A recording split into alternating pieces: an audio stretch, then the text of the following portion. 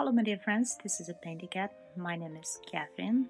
Today we're gonna talk about landscape with flowers. Yes, we already painted a couple of landscapes on the channel, but this time this tutorial is a little bit special because flowers here on the foreground gonna be really big. About canvas, if you just trying this kind of composition, I really recommend to choose a small one because this way it's just faster to try, faster to understand the principle.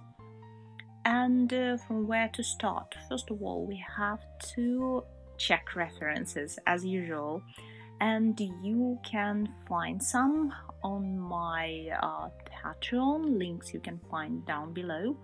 I usually adding some reference photo to the real-time tutorial. Here actually we have two main steps. First is a landscape part, and a second it's just the flowers. Flowers are big, and from the first glance, like from the first look, you may think it's just a separate parts. But if we will think this way, they will look separately, even in the very end.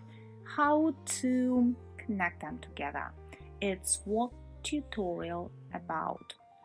I have to say, this kind of view really close to those we have right from the eyes if we're sitting on the ground on mountains, for example.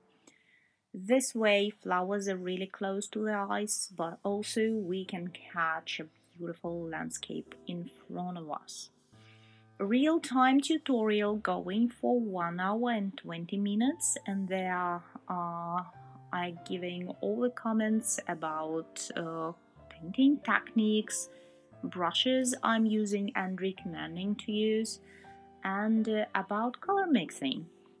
Here on YouTube you can find demonstration versions of my tutorials, and if you have any questions, just please don't be shy to ask me in the comments. If you want to paint this one together with me, join me on my Patreon. My friends, thank you very much everyone who's supporting me and helping to me to find some fresh new ideas to paint with you together. Thank you for watching.